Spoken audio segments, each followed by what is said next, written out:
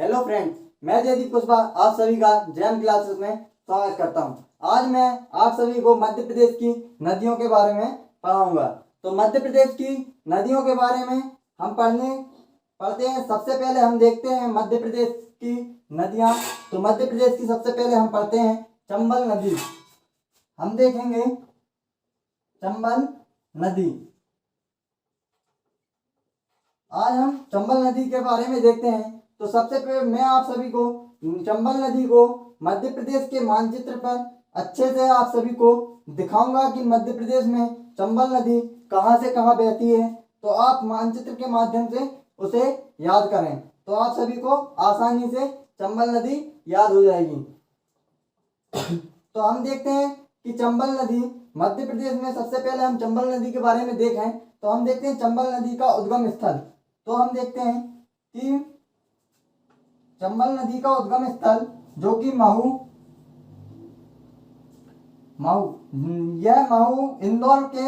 इंदौर जिले में आता है, इंदौर जिले के अंतर्गत। तो महू में एक पहाड़ी है जाना पावा पहाड़ी,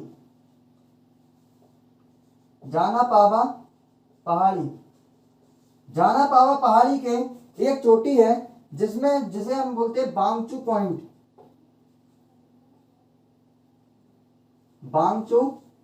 पॉइंट बिंदु। बांगचू बिंदु से हमारी चंबल नदी का उद्गम होता है। तो चंबल नदी उद्गम के बाद कुछ इस प्रकार प्रवाहित होती है और यह धार जिले में जाती है। यहाँ पर यदि हम देखें तो यहाँ पर धार का क्षेत्र लगता है। धार से यदि हम देखें चंबल नदी, तो चंबल नदी धार से होते हुए जाती है और यहाँ आकर यह रतलाम वाले क्षेत्र में पहुंच जाती है। रतलाम से बहते हुए यह यहाँ पर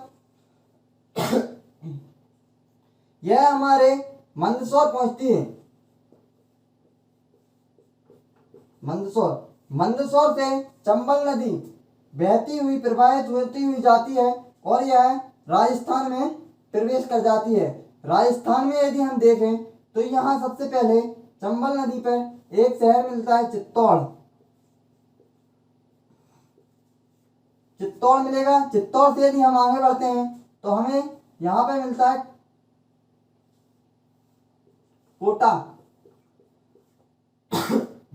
कोटा से आगे बढ़ने पर हमें राजस्थान में ही मिलता है झालवाड़ा।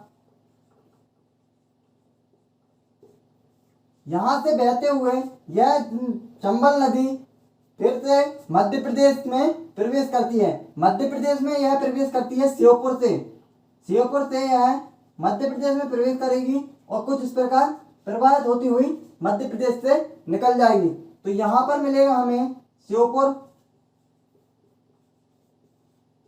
से यदि हम थोड़ा सा आगे बढ़ें तो हमें यहाँ चंबल नदी पर मिलता है मुरैना और फिर यह जाती है भिंड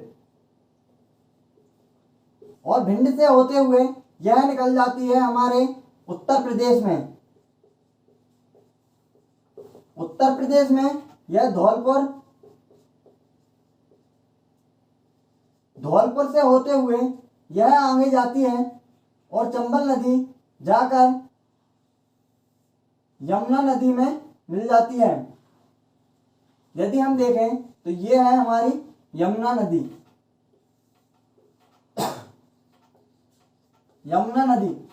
नदी में यह इटावा के पास मिलती है। इटावा के पास यदि हम देखें तो यह यमुना नदी में जाकर मिल जाती है। अब यदि हम चंबल नदी को हमने जो देखा कि कहाँ कहाँ से होकर बहती है तो वह है आपने बिल्कुल अच्छे से मानचित्र के माध्यम से देख लिया है। अब मैं आप सभी को चंबल नदी के बारे में बताऊंगा कि चंबल नदी पे कुछ बांधों की बात कर लेते हैं। तो हमारी चंबल नदी पे यदि हम देखें तो मंदसौर वाले क्षेत्र में हमें चंबल नदी पर एक बांध देखने को मिलेगा जो है गांधी सागर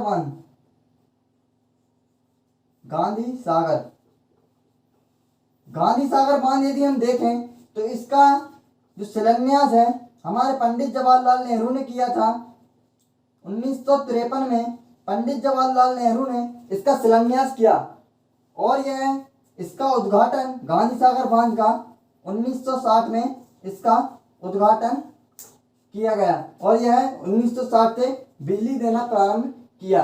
यदि हम देखें कि हमारा जो गांधी सागर बांध है इससे कितना बिजली उत्पादन होता है, तो हमारे गांधी सागर बांध से 115 मेगावाट बिजली का उत्पादन होता है। अब हम देखते हैं कि चंबल नदी पर यदि हम आगे बढ़ें तो यहाँ पर हमको एक बांध देखने को मिलेगा। यदि हम चित्तौड़ में देखें तो चित्तौड़ में हमें देखने को मिलेगा राणा प्रताप सागर बांध। राणा प्रताप सागर की यदि हम बात करें तो राणा प्रताप सागर का जो उद्घाटन है वह 1964 में किया गया और यदि हम इससे बिजली उत्पादन का देखें तो इससे 172 मेगावाट बिजली का उत्पादन होता है। अब हम देखते हैं कि मध्य प्रदेश में यह राजस्थान में पड़ता है।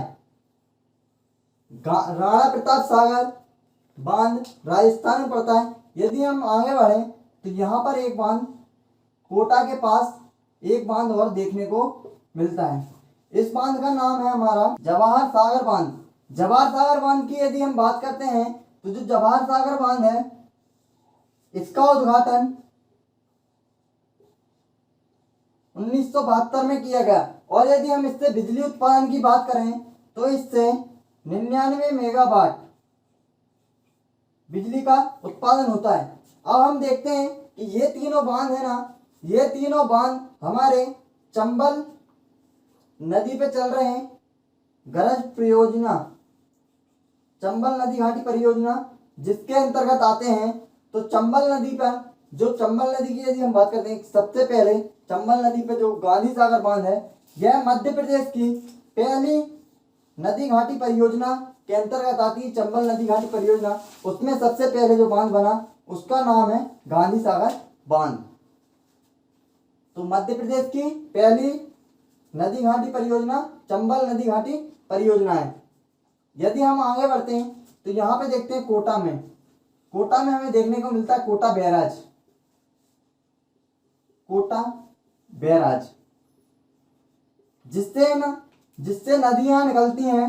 तो कुछ नदियां इस ओर जाती हैं, कुछ नदियां इस ओर आती हैं। जो इससे निकलने वाली इस साइड जाने वाली जो नदियां हैं और कुछ इस साइड आने वाली नदियां हैं, यह राजस्थान जाती हैं और ये वाली नदियां मध्य प्रदेश में आ जाती हैं और इनसे सिंचाई की जाती है। इस प्रकार हमने देखा कि मध्य प्रदेश में कौन कौन से बांध हैं।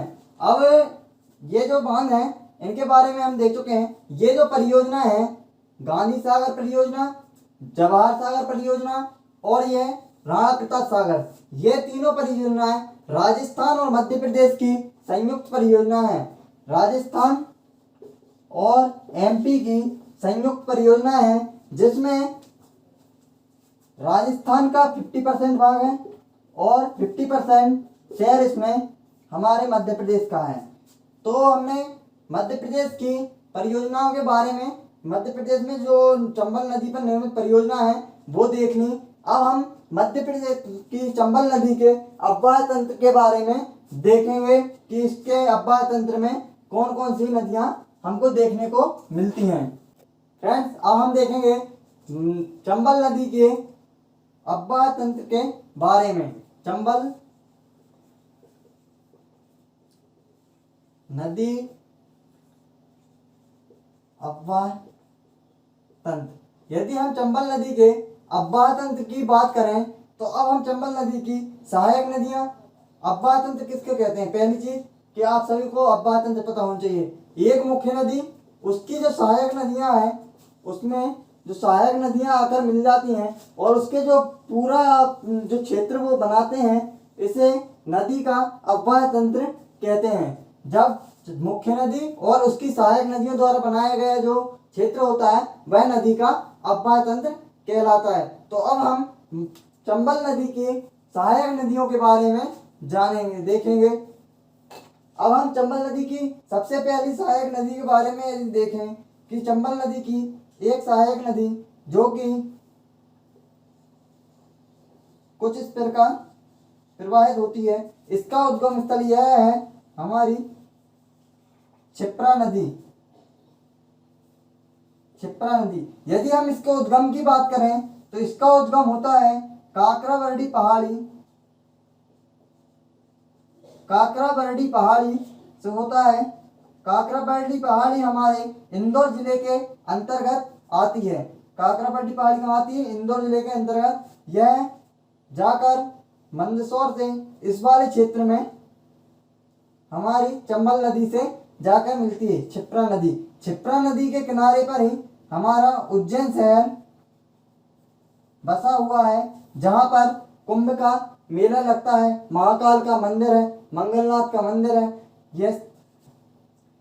यदि हम देखते हैं कि चंबल नदी की अगली सहायक नदी, तो चंबल नदी की अगली सहायक नदी है काली सिंध नदी। काली सिंध, काली सिंध नदी जो कि चंबल की सहायक है। इसका उद्गम स्थल की यदि हम बात करें तो इसका उद्गम स्थल हमारे देवास से होता है। देवास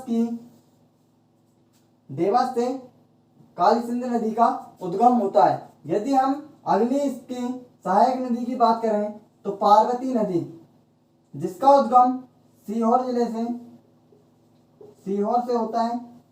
पार्वती नदी, पार्वती नदी, और यह श्योपुर वाले क्षेत्र में जाकर चंबल से मिल जाती है पार्वती नदी, जिसका उद्गम सीहोर की आष्टा तहसील से होता है।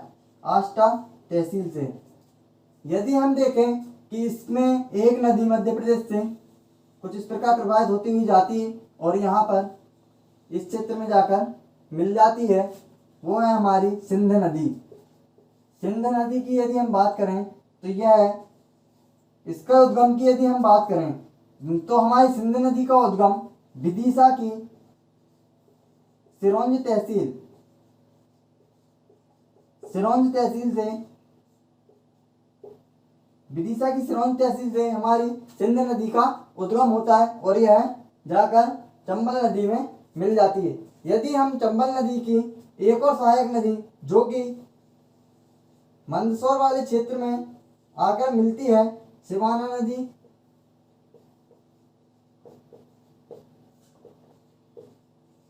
और एक और नदी है जो राजस्थान से आती है और हमारी चंबल नदी में मिलती है, बनास। यदि हम बनास नदी की बात करें तो यह चंबल की सबसे बड़ी सहायक नदी है, सबसे बड़ी सहायक।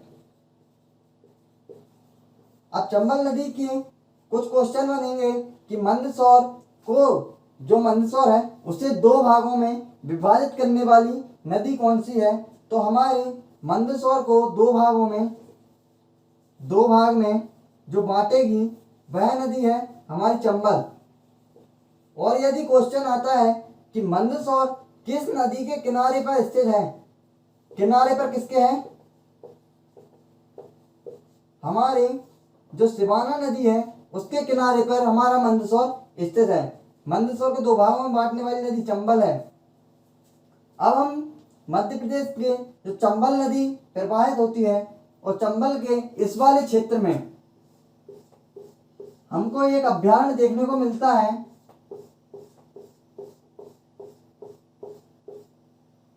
चंबल घड़ियाल अभ्यारण्य। इस क्षेत्र में देखने को मिलता है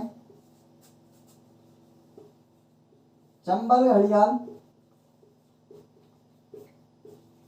अभ्यारण्य। यदि हम इस अभ्यारण्य की बात करें तो यह घड़ियालों के लिए प्रसिद्ध है। यहाँ पर मगरमच्छ यानी घड़ियाल को संरक्षण दिया जाता है। इसी अभ्यारण्य में हमें, इसी अभ्यारण्य में देखने को मिलेंगे कछुए, ओलिवे, रेडले, कछुए।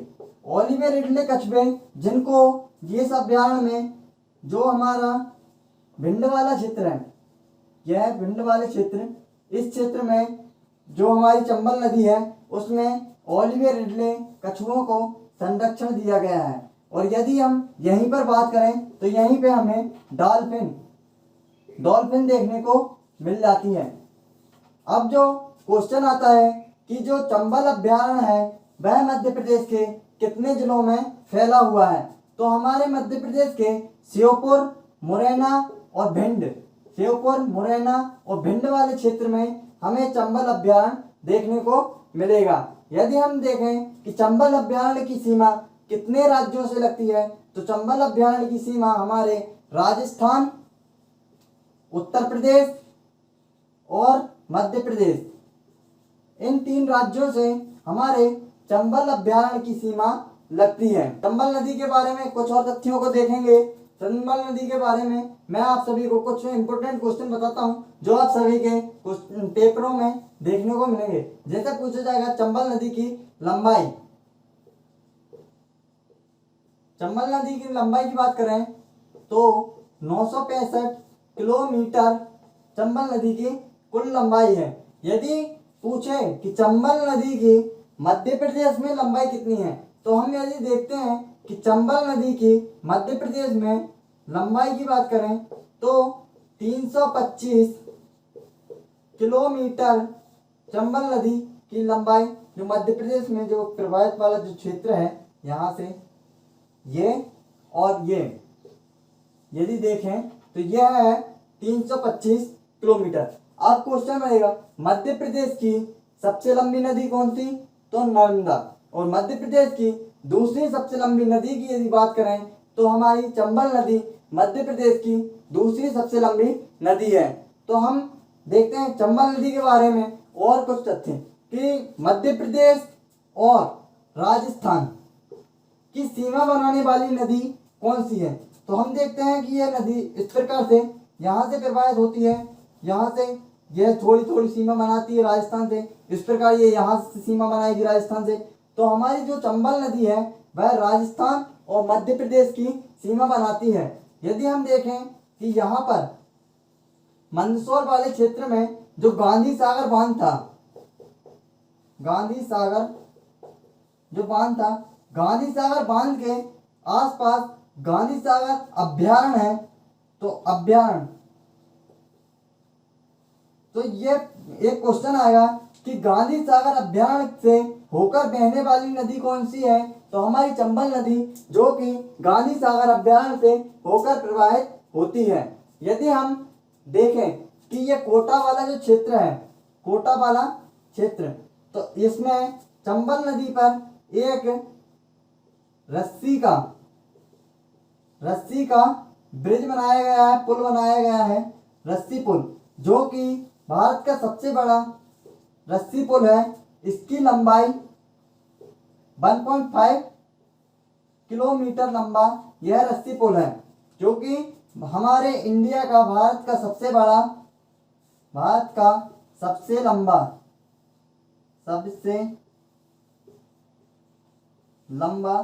रस्सी पुल।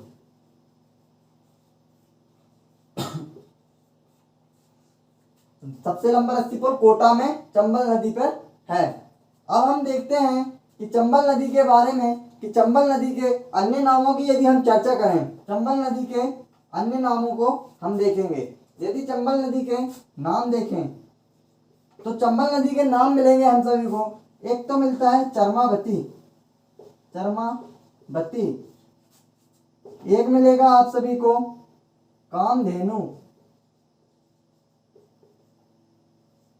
कामधेनु नाम क्यों पड़ा, कि जो महू वाला क्षेत्र है, जो चंबल नदी के किनारे पर, इससे चंबल नदी के किनारे पर ही जो सहस्त्रार्जुन थे, उन्होंने कामधेनु गाय की हत्या कर दी थी, तब से इसका नाम, चंबल नदी का नाम कामधेनु पड़ गया है। यदि हम देखें तो चंबल नदी का अन्य नाम मिलेगा रति देव की कीर्ति। यदि हम रतिदेव की कीर्ति नाम देखें तो यह हमें कालिदास के एक ग्रंथ मेघदूत में यह नाम हमें देखने को मिलता है, रतिदेव की कीर्ति। यदि हम चंबल नदी के अन्य नामों के बारे में बात करें तो इसका एक नाम और मिलता है, धर्मावती। ये हो गए चंबल नदी के अन्य नाम।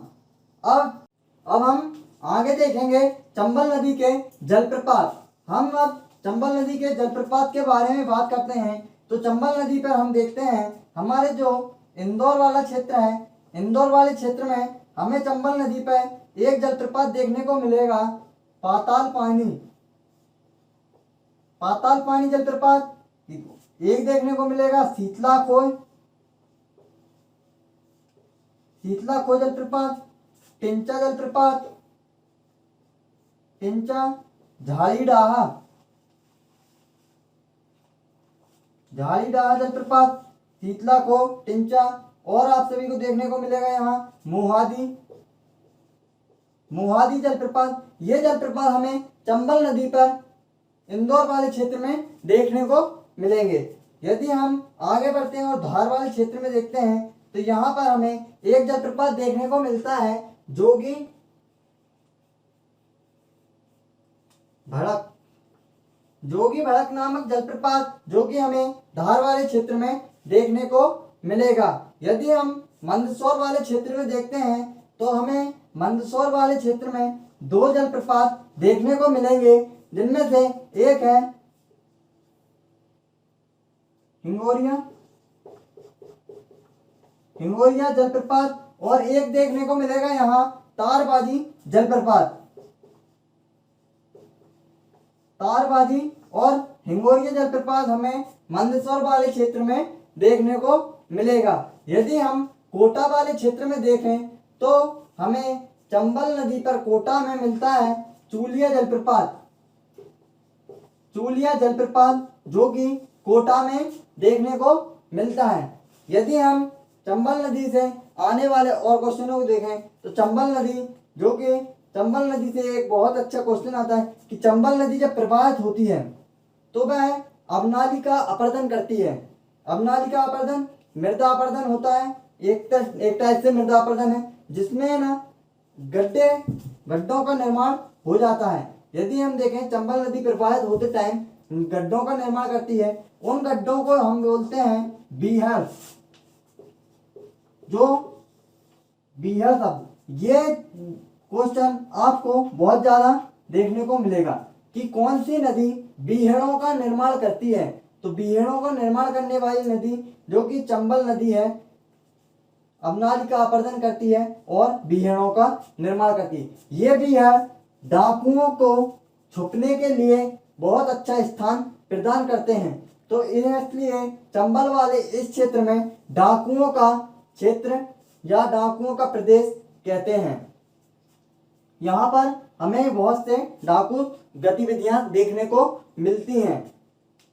अब मैंने आप सभी को चंबल नदी के बारे में बहुत से तथ्यों में बता दिए हैं। आप सभी को मैंने चंबल नदी मानचित्र के माध्यम से अच्छे से समझा दी है। आप सभी इसे याद करेंगे, इस टाइप से याद करेंगे, आप सभी को आसानी से याद हो जाएगी और आप सब अच्छे से इसको मानचित्र के माध्यम से याद रख पाएंगे। तो थैंक यू सो मच।